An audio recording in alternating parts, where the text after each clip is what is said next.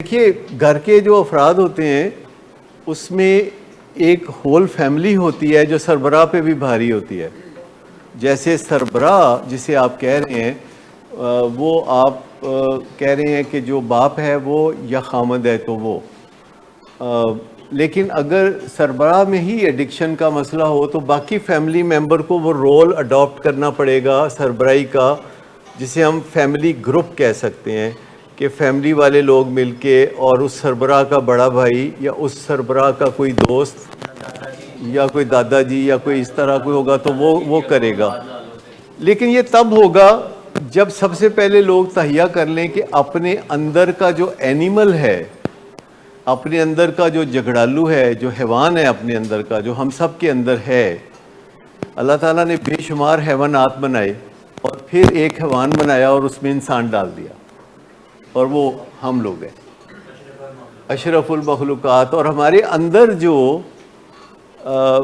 اتابلا ہوا ہوتا ہے، جو کہتا ہے کہ میں آگے ہو کے گل کرنا، مطلب جیسے کبھی آپ کو تجربہ ہوا ہوگا کہ آپ کہیں جاتے ہیں کسی سے بات چیت کرنے اور کوئی نادان دوست ساتھ لے جاتے ہیں، وہ جا کے تو کام ہی خراب کر دیتا ہے. اور کئی دفعہ آپ کہہ کے جاتے ہیں کہ یار تو کوئی گل نہیں اتنے کرنی، مثلا نعمان کو میں ساتھ لے جاؤں تو میں کہوں گا کہ یار تازہ موٹا تازہ بندہ ہے تو نال میں روب لے جا رہے ہیں، تینوں گل نہیں کرنی اتنے جا کے. لیکن میں گل شروع بھی نہ کراں، نعمان پہلے بھی گل کر دے تو پھر کام خراب ہی ہونا ہے نا، ہونا ہے نا جی.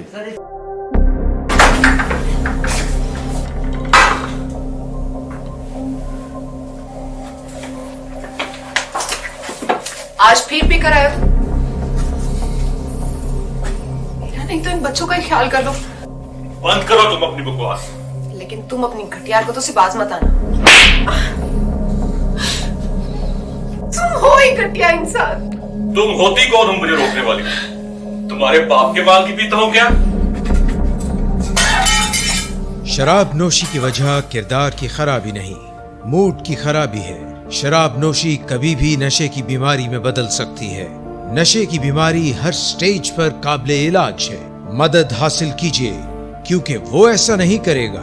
ولنگ ویز سے مدد حاصل کیجیے، کہیں سے بھی مدد حاصل کیجیے، لیکن فوری مدد حاصل کیجیے. جس معجزے کے انتظار میں آپ نے بہت دیر کر دی اب وہ دستک دے رہا ہے. مدد حاصل کیجیے، مدد حاصل کیجیے، مدد حاصل کیجیے.